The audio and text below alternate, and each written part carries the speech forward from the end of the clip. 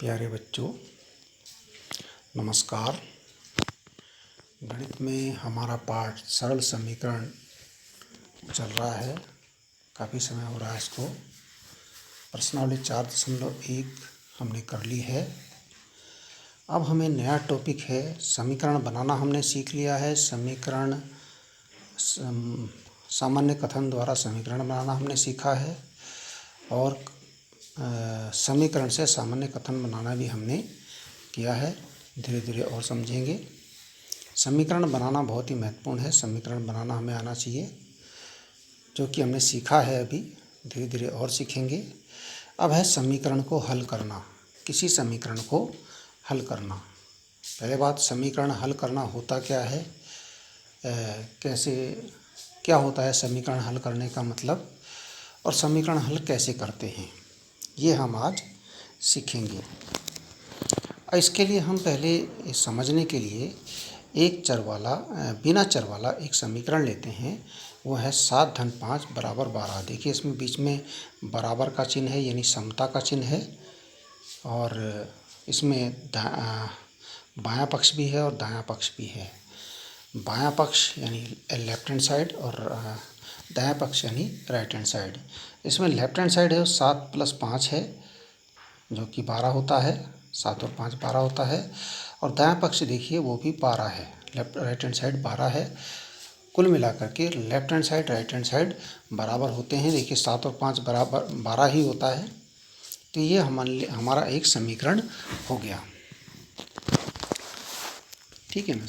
ये आपको पता चलता है कि कोई समीकरण जो होता है उसका लेफ्ट हैंड साइड और राइट हैंड साइड में जो भी होता है वो बिल्कुल बराबर होता है। ठीक है ना। इसलिए बीच में बराबर का चिन्ह होता है, क्योंकि वो बराबर होता है। अब चाहे उसमें चर हो, इसमें तो बिना चर वाला है। आप बिल्कुल देख सकते हैं 7 और 5 12 होते हैं, और राइट हैंड साइड में भी हमने 12 ही लिखा है। अब आगे देखिए,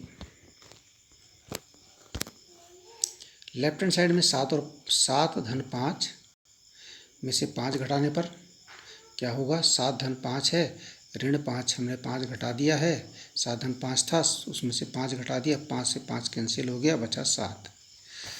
लेफ्ट हैंड साइड में 7 बच गया। अब यही 5 हम राइट हैंड साइड में से भी घटाते हैं। तो 12 में से 5 घटाया, 7 बचा। 12 में से 5 घटा के 7 बचता है। ठीक है ना। देखिए, लेफ्ट हैंड साइड में भी 7 बचा और राइट हैंड साइड में भी 7 बचा। दोनों जगह हमने बराबर बराबर घटाया। यहाँ भी 5 घटाया, यहाँ भी 5 घटाया। अब भी हमारे लेफ्ट हैंड साइड का मान और राइट हैंड साइड का मान बराबर है। हमारा समीकरण ज्यों का त्यों है ना। Left hand side right hand side बराबर है, तो अब भी हमारा समीकरण है। 5 घटाने पर समीकरण में कोई फ़र्क नहीं पड़ा। लेकिन शर्त यह है कि 5 दोनों तरफ से घटाया, अर्थात दोनों पक्षों से, ये दोनों लिखा हमने, दोनों पक्षों से बराबर संख्या घटाई जा सकती है। पक्षों है वहाँ पर है, दोनों पक्षों से बराबर संख्या घटाई जा सकती है। उससे क्या होगा, left hand side right hand side बराबर ही रहेंगे। अब जोड़ने की बात की है, जोड़ने की बात करें। जोड़ने की बात करते हैं तो जैसे 7 लेफ्ट हैंड साइड 7 धन 5 है, उसमें 2 जोड़ने पर क्या होता है। 7 धन 5 में 2 जोड़ा, 7 और 5 होते हैं 12, और 2 जोड़ा हो गए 14। अब राइट हैंड साइड में हमारा पहले से ही 12 है, 12 में 2 जोड़ा, ये भी हो गए 14। ठीक है ना। Left hand side right hand side बराबर हो गए। अब भी बराबर है, पहले भी बराबर थे जब हमने 2 नहीं जोड़ा था। अब हमने दोनों तरफ 2 जोड़ा, तब भी बराबर है। केवल एक तरफ नहीं जोड़ना, जोड़ना दोनों तरफ है। 2 जोड़ने पर कोई फ़र्क नहीं पड़ा, अर्थात दोनों पक्षों में बराबर संख्या जोड़ी जा सकती है। अब हमने 2 जोड़ा, आप 5 जोड़ के देखिए, 6 जोड़ के देखिए, 8 जोड़ के देखिए, लेकिन दोनों पक्षों में बराबर। आपने 8 इधर जोड़ा तो 8 यहाँ भी जोड़ना पड़ेगा, 5 इधर जोड़ा तो 5 यहाँ भी जोड़ना पड़ेगा, 6 इधर जोड़ा तो 6 राइट हैंड में भी जोड़ना पड़ेगा, लेफ्ट हैंड में 3 जोड़ा तो राइट हैंड में भी 3 जोड़ना पड़ेगा। ठीक है ना। तो दोनों पक्षों में बराबर संख्या जोड़ी जा सकती है। अच्छा, अब आगे है लेफ्ट हैंड साइड में 7 धन 5 में 2 की गुणा करते हैं। 7 धन 5 गुणा 2, जैसे ये है 7 और 5 12 गुणा 2, 12 दूना 24। और राइट हैंड साइड में भी 2 की गुणा करते हैं। राइट हैंड साइड है 12 में 2 की गुणा, तो 12 गुणा 2, 12 गुणा 24। अब यहाँ देखिए लेफ्ट हैंड साइड में 2 की गुणा करी तो 24 आया, राइट हैंड साइड में भी 2 की गुणा करी तो 24 आया। कहने का अर्थ है कि हाँ, यदि हम बराबर संख्या से गुणा कर रहे हैं तो left hand side right hand side बराबर ही रहेगा, कोई फ़र्क नहीं पड़ेगा, ना तो कोई बड़ा होगा ना छोटा होगा, दोनों बराबर रहेंगे। अर्थात दोनों पक्षों में बराबर संख्या से गुणा कर सकते हैं, गुणा करने से कोई फ़र्क नहीं पड़ता है और समीकरण वैसा का वैसा ही बराबर रहता है। आगे बढ़िए। ऐसे ही भाग करेंगे। लेफ्ट हैंड साइड में 7/5 में 3 का भाग करने पर 7/5 भाग 3, 7/5 भाग का मतलब बटे होता है, बटे 3, 7 और 5 हो गए 12 बटे 3, 3 से 12 कटा 4 बार, आ गया 4। अब राइट हैंड साइड में हमारे पास 12 है, 12 में 3 से भाग करेंगे, 12 भाग 3, 12 बट्टे 3, 3 से 12 काटा, 3 के पाढ़े में 12 आता है, 3 कम 3, 3 दूना 6, 3 तिया 9, 3 चौक 12, 4 बार में आता है, तो यहाँ भी आ गया 4। लेफ्ट हैंड साइड में भी आ गया 4, राइट हैंड साइड में भी आ गया 4, यानी लेफ्ट हैंड साइड और राइट हैंड साइड फिर से बराबर हो गए। Left hand side right hand side पहले भी बराबर थे जब 7/5 बराबर 12 समीकरण था, और अब भी बराबर हैं क्योंकि दोनों पक्षों में 4 आ गया। लेफ्ट हैंड साइड भी 4 आया, राइट हैंड साइड भी 4 आया। इसका अर्थ ये है कि दोनों पक्षों में बराबर संख्या से भाग करने पर लेफ्ट हैंड साइड और राइट हैंड साइड के मान बराबर ही रहते हैं। दोनों पक्षों में बराबर जोड़ने पर यदि हमने एक पक्ष में कुछ जोड़ना है तो दूसरे पक्ष में भी उसको जोड़ना होगा, तभी वो बराबर रहेगा, नहीं तो संतुलित नहीं रहेगा। एक तरफ से ज़्यादा हो जाएगा, एक तरफ कम हो जाएगा।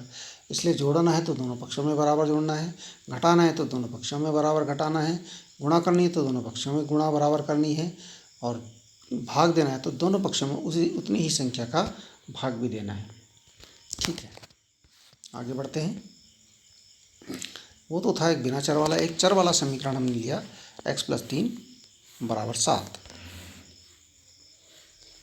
को हल करेंगे। ये जो समीकरण होता है, समीकरण एक तराजू के समान होता है। किसके समान? तराजू। इस प्रकार का तराजू आपने देखा होगा कभी, इसको जो है लटका रहता है। आटा चक्की में देखा होगा। आटा चक्की में जब आप जाते हैं वो आटा तोल करके देते हैं, तो उनके पास लगभग ऐसा तराजू होता है, या कहीं कंट्रोल में जहाँ पर राशन मिलता है वहाँ पर देखा होगा, वहाँ पर भी ऐसा तराजू हो सकता है। वैसे अब सब इलेक्ट्रॉनिक तराजू सब ने ले आए हैं, इलेक्ट्रॉनिक तराजू हैं। इलेक्ट्रॉनिक तराजू अब सब जगह आ गए हैं, जिसमें डिजिट लिखी आती है कि इतने किलो हो गया, ठीक है ना। परंतु पहले ये तराजू होते थे, और अब भी आप इन तराजू को कहीं ना कहीं देख सकते हैं। तो ये समीकरण तराजू के समान होता है। तराजू में यदि हम एक तरफ चावल तोलते हैं, मान लिया 2 किलो चावल तोलते हैं, तो एक पल्ले में हम चावल डालते हैं और एक पल्ले में हम 2 किलो का बाट डालते हैं, 2 किलो का बाट। अब तोलते हैं, जब वो दोनों बराबर हो जाते हैं तो बीच की ये जो निशान है ये बिल्कुल बीच में सीधा हो जाता है, और पल्ले जो हैं बिल्कुल एक सीध में आ जाते हैं, ठीक है ना। ऐसे ही तो होता है, तभी तो तोल बराबर होती है। नहीं अगर मान लिया जाए वो चावल कुछ कम कर दे तो जो बाट वाला पल्ला है वो थोड़ा नीचे खिसक जाएगा, यदि वो चावल थोड़ा ज़्यादा कर दे तो ये चावल वाला पल्ला जो है वो नीचे हो जाएगा।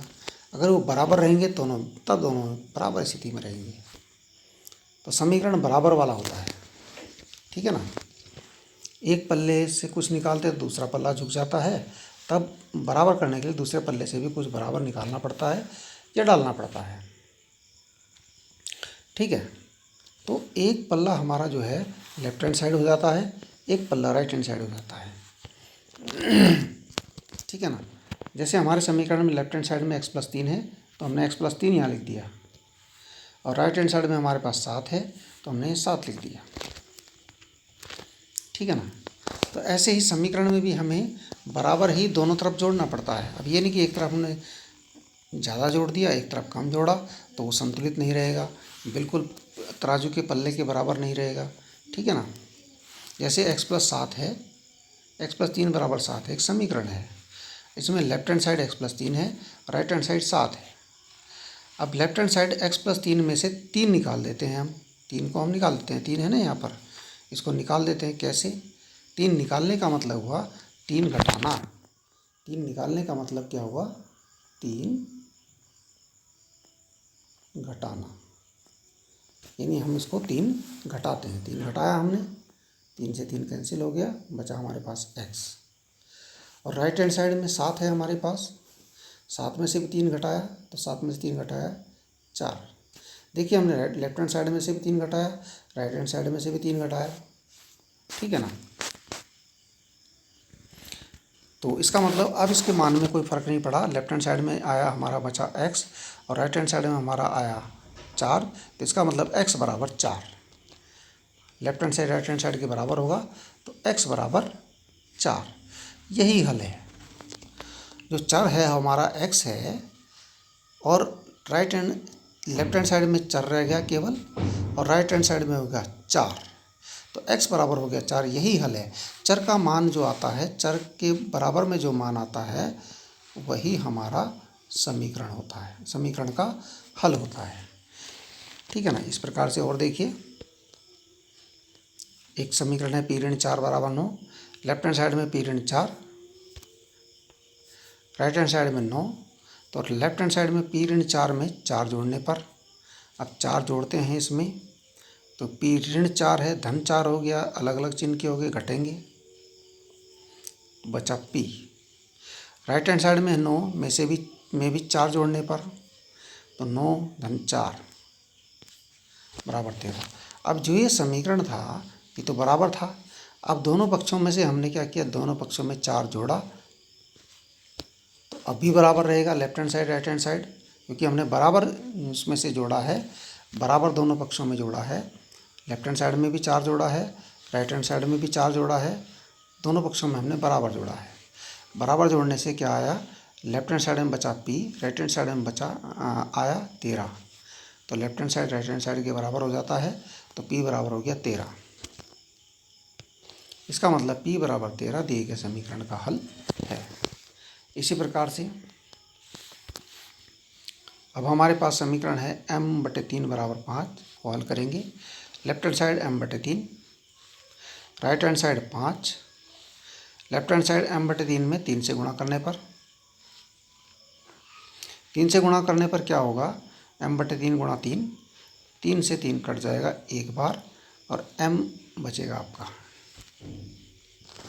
ऐसे ही राइट हैंड साइड में 3 से गुणा करें, बराबर गुणा कर रहे हैं, तो राइट हैंड साइड में 5 था, 5 से गुणा करें 3 की, 5 दिया कितना हो गए 15, 5 दिया हो गए 15। अब वही है, दोनों पक्षों में हमने 3 से गुणा करी, यहाँ भी 3 से गुणा करी, यहाँ भी 3 से गुणा करी, तो इसका मतलब कोई फ़र्क नहीं पड़ना है, left hand side right hand side हमेशा बराबर रहेंगे। तो लेफ्ट हैंड साइड में हमारा आया m, राइट हैंड साइड में आया 15, तो m बराबर हो गया 15। m बराबर 15 दिए गए समीकरण का हल है। इसी प्रकार से भाग वाला देख लेते हैं। इसी प्रकार 3a बराबर 27 है। लेफ्ट हैंड साइड आपका 3a, राइट हैंड साइड आपका 27। लेफ्ट हैंड साइड 3a में 3 से भाग करने पर, 3a भाग 3, 3a/3, 3 से 3 कटा एक बार, बचा हमारा a, ठीक है ना। हमारा क्या आ गया, ये 3 से भाग करने पर एक आया लेफ्ट हैंड साइड में, a आया, और राइट हैंड साइड में है 27 में 3 से भाग करने पर, 27 भागा 3, 3 से काटा, 3 9 27, तो राइट हैंड साइड आ गया 9। अब लेफ्ट हैंड साइड में a है, क्योंकि हमने दोनों पक्षों से बराबर संख्या का भाग किया है, यहाँ भी 3 का भाग किया है, लेफ्ट हैंड साइड में राइट हैंड साइड में 3 का भाग किया है, तो बराबर संख्या का भाग करने से उसके जो left hand side right hand side है वो बराबर ही रहेंगी। लेफ्ट हैंड साइड हमारा था a, राइट हैंड साइड है 9, a बराबर हो गया 9, अतः a बराबर 9 दिए गए समीकरण का हल है। इस प्रकार से ये प्रश्न आपने करने हैं। इसमें है, मैंने कुछ प्रश्न दे रखे हैं। निम्न समीकरणों के हल ज्ञात कीजिए। x + 9 = 18, l + 3 = 12, p - 7 = 22, m - 12 = 2,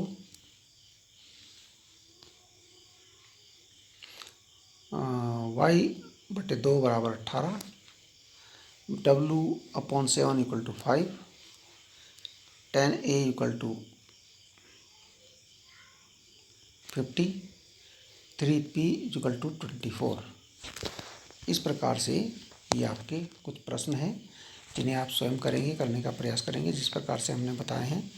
नहीं आएंगे तो हम हैं ही बताने के लिए। धन्यवाद।